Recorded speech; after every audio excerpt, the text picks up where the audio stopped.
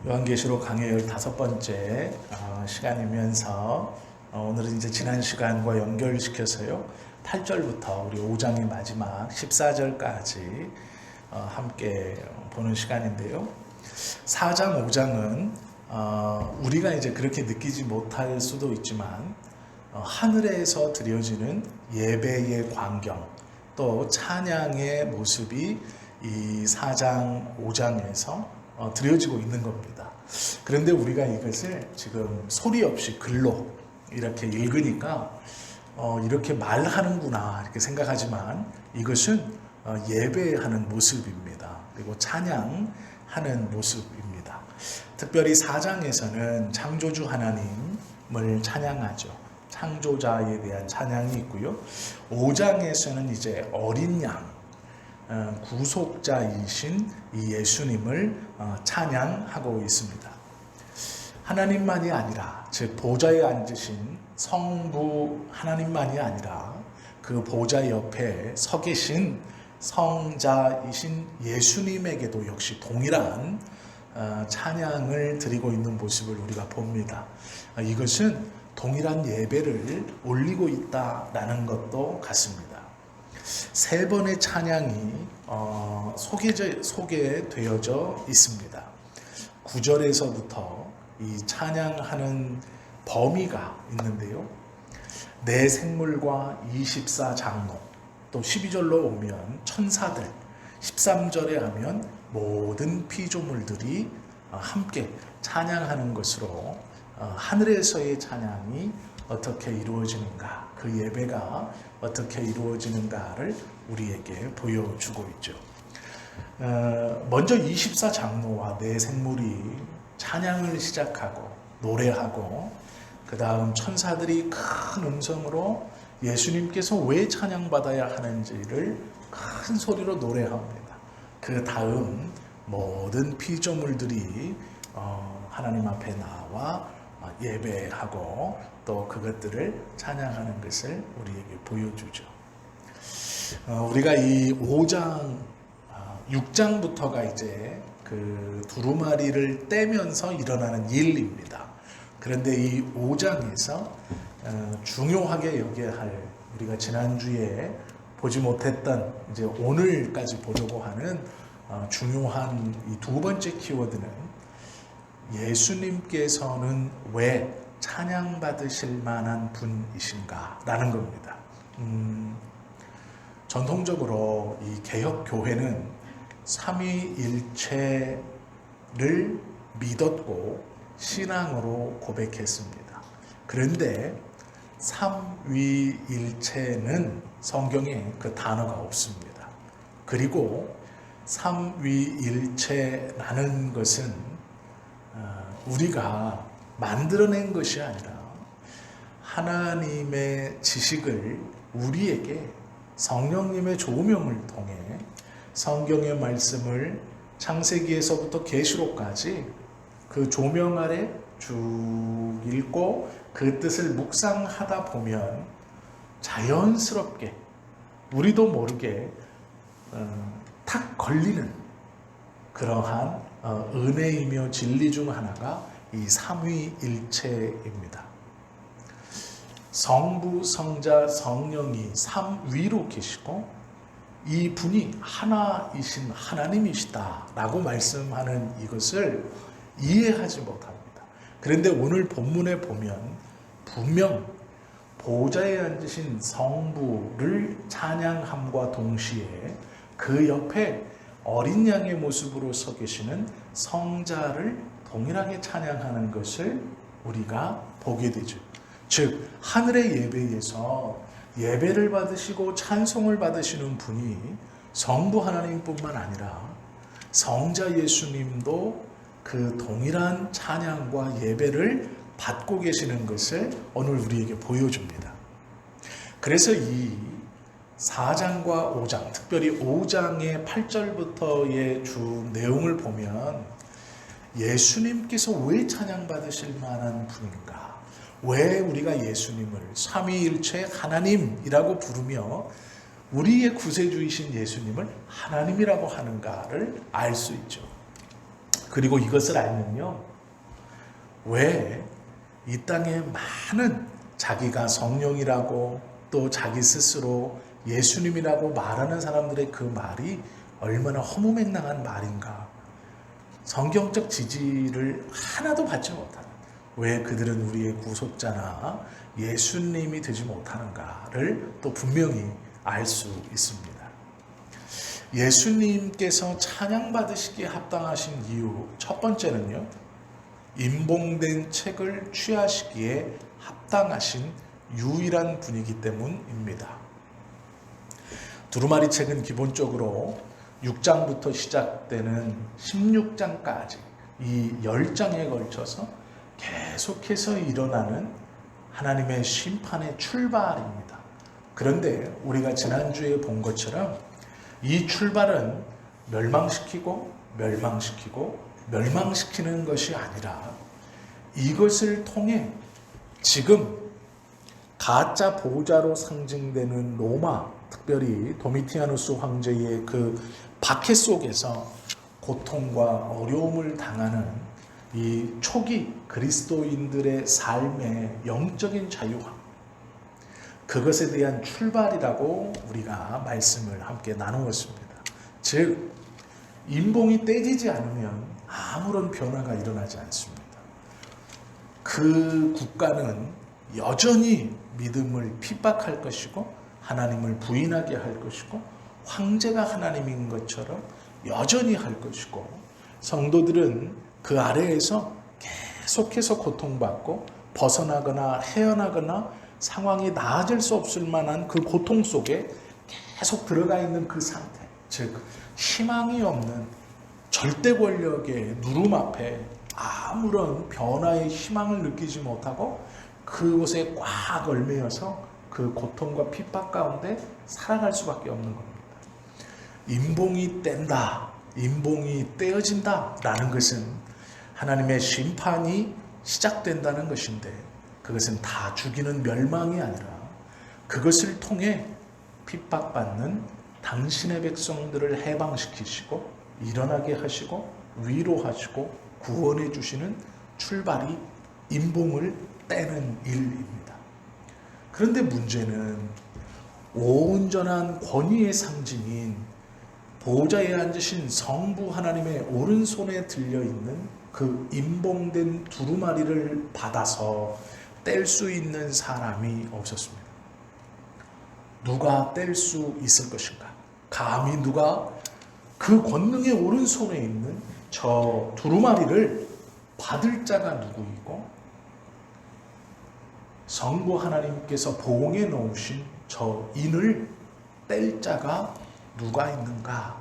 라고 천사가 큰 소리로 말합니다. 없다라는 것이죠. 요한이 그 소리를 듣고 펑펑 운 것은 단순히 그 임봉이 떼어지지 않음이 아닙니다. 저것이 떼어지지 않으면 자신들, 하나님의 자녀들은 계속해서 핍박과 고통과 죽음 가운데, 정말로 절망 가운데 그 하루하루를 아무런 소망 없이 이어져 가야 한다는 절망의 상태인 것이죠. 그러기에 요한이 울었습니다. 요한이 울음을 터뜨렸을 때 우리가 지난주에 보신 것처럼 24장로 중 한 사람이 요한을 위로합니다. 울지 마라. 어린 양이신 그분이 저 임봉을 떼어 읽어 주실 것이다. 그리고 나서 그 얘기를 듣고 요한이 다시 보좌를 쳐다봅니다.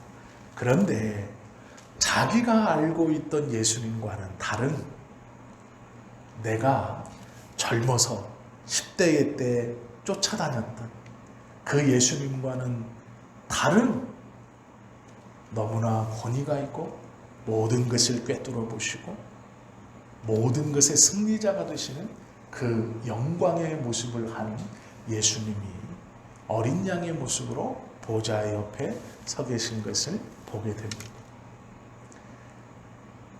그러면서 요한의 눈에 그 예수님이 들어오자 그때부터 24장로와 천사들과 모든 창조물들이 노래하기 시작하고 예배하기 시작하는 것이 오늘 이 5장의 내용입니다.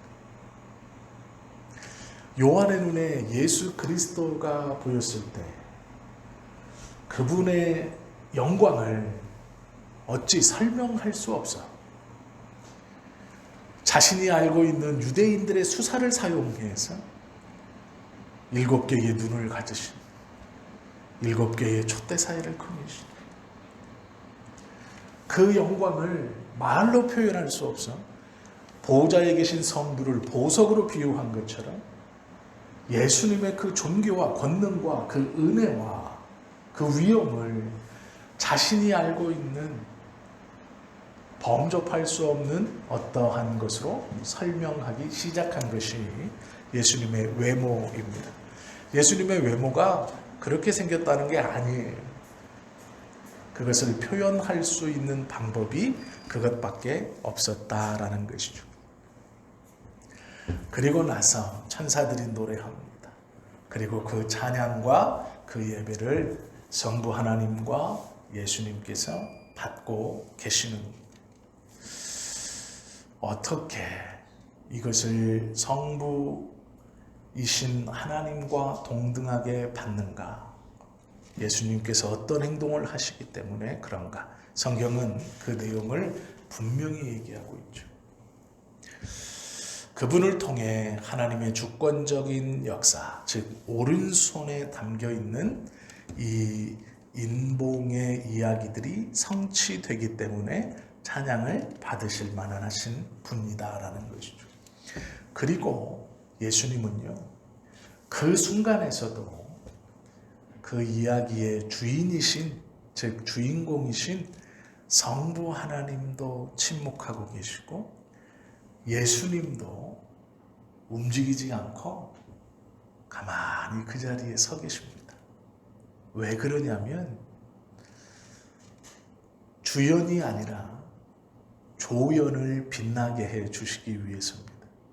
우리가 지난 시간에 보았죠.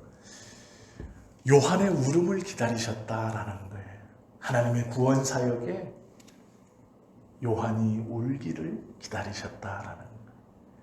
흡사 예수님이 인봉을 떼주는 것은, 인봉을 떼는 것은 요한이 울어서 떼는 것처럼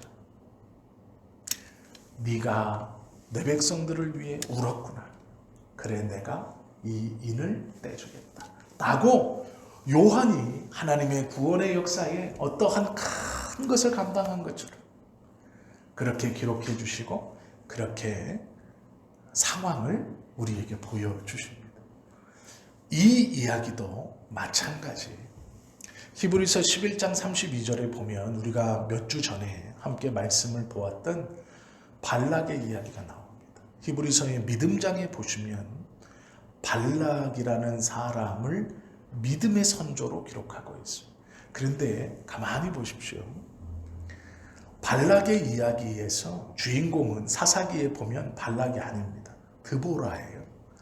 드보라가 하나님의 음성을 들었고 드보라가 발락을 불러서 하나님의 말씀을 태어납니다. 전쟁에 나가라, 승리할 것이다. 그런데 발락이 뭐라고 그럽니까? 당신이 함께 가지 않으면 저는 가지 않겠습니다. 잘 보십시오. 드보라는 하나님을 보았지만 발락은 드보라를 본 겁니다.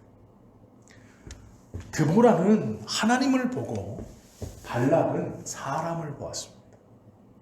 당신이 함께 가지 않으시면, 즉 드보라 당신이 함께 가지 않으면 저는 전쟁에 함께 가지 않습니다. 제가 앞장서지 않습니다. 이것이 아주 중요한 겁니다. 드보라는 믿음이 있었어요. 쉬운 말로 하면. 그런데 발락은요, 사람을 쳐다보고 나가요.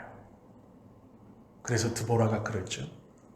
네가 승리할 것이나 영광은 얻지 못할 것이다. 그런데 놀랍게도 히브리서 11장 32절에 보면 믿음의 주인공들을 쫙 기록해 놓으면서요, 드보라가 아니라 발락을 써놨어요. 여자라서요? 아니에요. 왜 그러냐면 히브리서 11장 12장은 여자들이 있어요. 이 믿음의 사람들의 이름 가운데 여성들이 들어가 있어요. 그러면 드보라가 여성이라서가 아니에요. 이것을 잘 묵상해 보세요. 왜 거기에 발락이 들어가 있을까? 조연을 주연이 빛내주는 거예요. 즉 조연의 쓰임을 주인공을 빛나게 하고 묻혀지게 하는 게 아니라 조연을 주인공이 빛나게 하는 거예요. 이게 하나님이 원하시는 거예요. 요한의 울음이 이것과 같아요. 하나님의 구원의 역사에서 요한은 조연입니다. 없어도 돼요. 그가 울지 않았어도 돼요. 그가 하늘에 올라가지 않았어도 됩니다. 그것을 보지 않았어도 하나님의 역사는 이루어질 거예요. 그런데 그 큰 하나님의 은혜의 역사 가운데 조연과 같은 요한을 불러서 그가 크게 통곡하는 것으로 말미암아 예수님께서 하시는 것처럼 흡사 예수님을 움직이는 분이 움직인 동기가 요한의 울음인 것처럼 그렇게 기록하고 말씀해 주세요. 이것이 하나님의 마음입니다. 역사의 주인공이 하나님이지만 조연인 우리들을 빛나게 하기 위해서 주연이 가만히 계시는 거예요. 예수님이 이 땅에 살 때도 가만히 보세요. 병을 고치시고 그들에게 당부하시기를 내가 고쳤다고 하지 마라 라고 말해요. 병을 고쳐주고 그들에게 당부하시기를 가서 제사장들에게 몸을 보여라 라고 말해요. 후대의 사람들은 큰 오해를 합니다. 무슨 오해를 하냐면 예수님의 이 삶을 잘못 묵상해서 적용을 엉뚱하게 해요. 어떻게 해요? 예수님을 움직이는 것은 마리아다. 그래서 마리아의 이름으로 기도하면 예수님이 움직인다. 뭔가를 잡긴 잡았는데 적용을 잘못한 거예요. 가톨릭에서 마리아의 이름으로 중보해달라고 말해요. 어머니의 이름으로 기도하죠. 왜요? 그러면 예수님이 움직인대요. 아니에요. 마리아는 조연이에요. 그런데 예수님은 마리아를 주연처럼 빛나게 하신 거예요. 그의 믿음에 있어서. 이것까지는 좋았는데 그 적용을 엉뚱하게 해서 마리아를 숭배하게 잘못 성경을 붙든 거예요. 이것은 이제 차후에 얘기하기로 하고요. 예수님께서 충분히 찬양받으실 만하지만 그가 찬양받으실 만한 첫 번째 이유는 이 성경에 보면 두루마리의 임봉을 떼시기에 합당한 유일하신 분이기 때문에 그렇다라는 것이죠. 우리는 하나님 앞에 나름대로 크게 쓰일 수 있어요. 장로님으로도 쓰임받고 우리 또 권사님으로도 쓰임받고 또 목회자로도 쓰임받을 수 있죠. 그런데 자랑할 수 없는 이유가 있습니다. 우리는 주인공이 아니에요. 우리는 조연인데 마치 우리가 주연인 것처럼 그렇게 우리를 대접해 주셔서 우리가 착각하면 안 돼요. 내가 내 삶의 주인이구나. 내가 내 삶의 주연이구나. 내가 이 교회의 주연이구나. 아니에요. 우리는 조연인데 하나님이 우리가 주연처럼 우리가 빛날 수 있도록 우리가 그 직분을 잘 감당하는 것처럼 그렇게 이끌어 주시는 거예요. 그래서 우리는 교만할 수 없고 겸손해야 하는 것이죠. 그것이 우리 하나님의 방법이에요. 그것이 우리를 대하시는 하나님의 놀라운 지혜입니다. 그러기에 은혜라고 충분히 부르고 그분을 찬양할 만한 것이죠. 우리는요, 아무것도 없는 곳에서 무엇인가를 발명해낼 수 없어요. 우리는 발견하는 것 뿐이에요. 무에서 무엇인가를 만들어 발명해서 새로운 것을 내놓을 수 없어요. 발견하는 거예요. 성령님이 조명해 주셔서 보여주시면 거기까지 발견하고 그 본 것을 함께 나누는 것뿐이죠. 예수님께서 찬양받으시기에 합당한 첫 번째는 임봉을 떼시기에 유일한 분이기 때문이에요. 두 번째가 있습니다. 어린 양의 길을 지나 사자가 되셨기 때문이에요. 이것이 난해한 것인데요. 전혀 그렇지 않습니다. 성경에 보면요, 사자, 이 계시록에도 보면 사자라는 말들이 있어요. 이게 말 그대로 라이언이에요. 어흥하는 그 사자 있죠. 그 동물의 왕을 의미하는 건데요. 이스라엘 백성들이 행진을 할 때, 즉 구약에서 성소를 가운데다 두고 세 지파 이렇게 행진해서 12지파가 나갈 때 동서남북 이렇게 갈 때 제일 앞에 그 나가는 방향에 제일 앞에 성소를 가운데 두고 세 지파가 행진할 때 제일 앞에 가는 지파가 유다 지파예요. 이 유다 지파를 상징하는 것이 사자였습니다. 유다 지파는 가장 거대했지만 정복 전쟁에 있어서도 힘이 가장 셌고 가장 큰 땅을 차지했고 흡사 나머지 11지파를 인도해 가고 지켜가는 맏형과 같은 역할을 했어요. 그리고 놀라운 것은 이 유다 지파에서 다윗이 나옵니다. 이 다윗도 자기를 상징하는 것을 사자라고 삼았어요. 그러니까 이 사자는 강함, 용맹 이런 걸 뜻합니다. 막 큰 권능, 힘 이런 걸 뜻해요. 그래서 그 당시의 사람도 좋아했고 많은 왕들이 자신의 가문의 모양이나 자신의 무슨 공동체의 그 모양으로 많이 삼았어요. 그게 사자입니다. 요한은요, 예수님을 사자라고 생각했어요. 그리고 예수님은 요한에게 보여주실 때 요한의 바람처럼 사자처럼 보여주셨을까요? 아니, 어린 양처럼 보여주셨어요. 요한은 사자와 같은 예수님을 바랬습니다. 그래서요, 요한이 예수님을 보고 비유하는 그 비유의 내용을 가만히 보세요. 권능, 눈이 7개고 진리가 있고, 즉 큰 능력, 권능, 압도적인 힘 이런 것들로 묘사를 해놓은 거예요. 그 예수님에 대한 묘사가. 그런데 예수님이 요한에게 어떤 모습으로 보여주냐면요, 어린 양의 모습으로 보여줘요. 그것도 일찍이 죽임당한 어린 양이라고 보여주세요. 요한이 원한 건 사자와 같은 예수님이에요. 그러기에 요한이 그렇게 묘사했습니다. 권능의 예수님, 두려운 예수님. 내가 이 땅에서 알던 그 예수님이 아니라 그 십자가에서 나약하게 벌거벗겨져서 채찍 맞고 피 철철 흘리면서 그렇게 했던 예수님이 아니라 하늘에 와서 본, 너희들에게 설명할 수는 없지만 권능과 진리에 충만하신, 누구도 넘볼 수 없는 사자와 같은 그 힘이 넘치는 모든 불의를 깨부시는 그런 사자와 같은 예수님이라고 묘사했어요. 그런데 요한이 묘사한 것과 본 건 달라요. 예수님이 요한에게 보여주실 때 어린 양으로 보여주세요. 죽임당한 어린 양, 그것도 일찍 죽임당한 어린 양. 요한이 보고 싶은 예수님과 보여주신 예수님이 달라요. 왜 그럴까요? 이게 이제 두 번째 아주 중요한 건데요. 사자와 어린 양은 교착점이 없어요.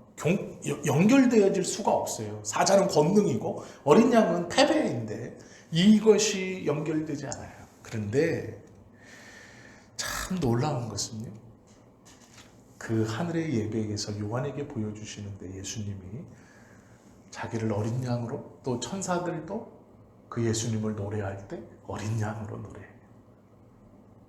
왜요? 우리의 생각에는 사자와 같이 짓밟고 사자와 같이 우리가 눌림을 당해서 우리 하나님이 그대로 갚아주고, 많이도 아니에요. 당한 만큼만 갚아주고, 피해가지 못하도록 딱 잡아가지고 팍 꺾어주고, 내가 당한 원통함을 다 갚아주고, 그래서 막 일어나게 하고, 서러웠던 것을 막 다 그냥 몰아쳐서 하나도 서럽지 않고, 막 어깨가 으쓱하고 힘이 넘쳐서 이런 그랬으면 좋겠죠. 아니래요. 요한도 그랬으면 좋겠나 봐요. 우리하고 똑같아요. 근데 예수님이 아니래요. 죽음을 통해서 이기는 거다. 고난을 통해서 이기는 거다. 패배한 것 같은 그것을 통해 이기는 거다. 이렇게 알려주고 계시는 거예요. 인봉을 떼는 건 사자와 같은 능력으로 떼는 게 아니라 내가 십자가에서 보여준 그 진리 그대로, 그 모습 그대로 지금 이 인봉을 떼는 것은 패배한 것 같은 그 연약함 가운데 승리가 있다는 거예요. 성경을 가만히 보시면요, 어린 양으로 보여주시는데 나중에 그 어린 양을 사자라고 표현해요. 사자를 기대했는데 어린 양을 보여주세요. 그런데 어린 양인 줄 알고 이렇게 봤는데 뭐라고 노래하냐면 사자다 이렇게 노래해요. 이게 뭐야? 처음부터 사자로 보여주시면 얼마나 좋아. 아니, 그 하나님 뜻이 아닌 거예요. 내가 십자가에서 보여주셨던 그것이 지금 요한에게 똑같이 이루어지는 거예요. 어떻게 살아야 할 것이냐, 무엇을 붙들고 살아야 할 것이냐, 지금 말씀을 받는 이들과 우리들에게 보여주시는 거예요. 우리는 기도해서 사자 같은 하나님의 능력으로 팍 하면 좋겠죠? 아니래요. 손해보고 희생하고 이를 악물고 참아내고 눈물을 삼키는 거예요. 패배한 것 같으나 죽은 것 같으나 그것이 승리이고 그것이 이김이다 라는 것을 보여주시는 거예요. 그래서 어린 양의 모습으로 사자를 이루어내신 거예요. 사자의 모습으로 어린 양으로 간 게 아니라 어린 양의 방법으로 사자로 이루어내시는 거예요. 그 성경은 정확하게 그렇게 순서로 말씀하고 있어요. 십자가의 능력으로 힘이 아니라 손해보는 것으로 사랑으로 이루어가는 것이다 라는 거예요. 요한복음 13장 1절부터 11절에는 예수님의 발을 씻기시는 사건이 있어요. 이게 작은 십자가의 사건이라고 말해요. 예수님께서 제자들의 발을 씻기는 건요, 힘으로가 아니에요. 섬기는 걸로, 낮아지는 걸로 이기는 거다. 그거를 보여주시는 거예요. 지금 요한이 보고 있는 보좌에서 요한이 은혜를 받고 성도들에게 설명하는 이것은요, 십자가에서 예수님이 보여주셨던 그 모습, 제자들의 발을 씻기면서 보여주셨던 그 모습, 그 모습이 지금 보좌에서도 그대로 보여주고 계시는 거예요. 어린 양의 모습, 우리가 기대하는 사자의 모습이 아니에요. 그러나 그것을 통해 사자로, 승리로 나아가는 모습이, 그 원리가 무엇인가를 우리에게 보여주고 계시는 것이죠. 어린 양의 마지막으로 사자를 강조하는 거예요. 죽음이 패배가 아니라 승리임을 가르쳐 주시는 거예요. 우리에게 지금 내가 어디 있느냐, 여기 있느냐, 여기 있느냐, 여기 있느냐가 중요하지 않다. 그러면 어디로 가고 있느냐가 중요하다. 네가 지금 여기 있지만 바로 간다면, 네가 지금 여기 있지만 바로 간다면, 네가 지금 여기 있을 수 있지만 바로 간다면 그 바로 가는 것이 중요하다 말씀하시는 거예요. 우리는 어디에 있느냐가 중요해요. 올라서야지, 위로 가야지. 아니에요. 방향이 어디로 가고 있느냐가 중요하다는 거예요. 어디 있느냐는 하나님이 중요하지 않아요. 이것이 예수님이 보좌에서 요한에게 보여주는 은혜의 원리예요. 이김의 원리예요. 이것을 우리가 묵상해서 우리의 것으로 붙들면 우리의 자리가 어디인가 보다 내가 어디로 지금 가고 있느냐가 중요하다는 걸 알게 돼요. 내가 이것을 이겨내려고 이 악물고 다른 사람 밟고 올라서고 더 쥐어야 되고 더 모아야 되고 더 품어야 되고 내 것, 그게 중요한 게 아니라는 거예요. 어디로 가고 있느냐, 넌 그걸 똑바로 알고 있느냐, 똑바로 가고 있느냐, 그것이 중요하다라는 것이죠. 이것을 통해, 어린 양을 통해 사자로 나아간다면, 이것을 통해 이것으로 간다면 반대가 아니에요. 강함을 통해 패배로 가는 게 아니고 섬김과 희생과 사랑과 손해봄과 이 고통을 통해 승리로 간다면, 이 원리를 우리가 이해한다면요, 죄송한 말씀이지만 고난이 길수록 간증거리가 길어지는 거예요. 결국 승리한다면 고난이 길수록 이거는요, 고난이 아니라 간증거리예요. 왜요? 결국은 승리할 거거든요.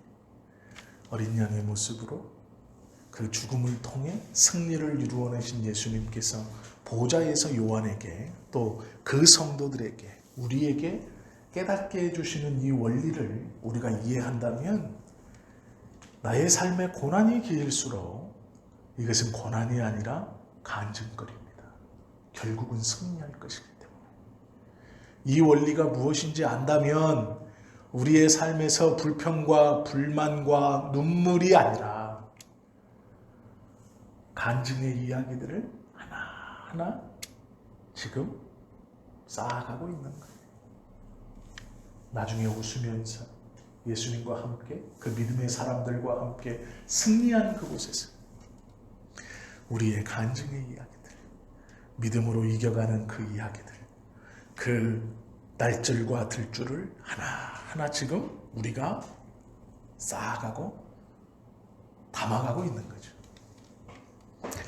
이 기간이 긴 사람은 할 말이 많을 거예요. 간증이 풍부할 거예요. 결국은 승리할 것이기 때문에 그렇죠. 고난 가운데 믿음이 뒤로 물러나고 하나님을 포기하고 하는 것은 예수님께서 요한에게 마지막까지 그 보좌에서 보여주시고자 했던 어린 양으로 나타나신 의미를 모르기 때문에, 그것을 안다면 감사하며 살 수 있는 것이죠.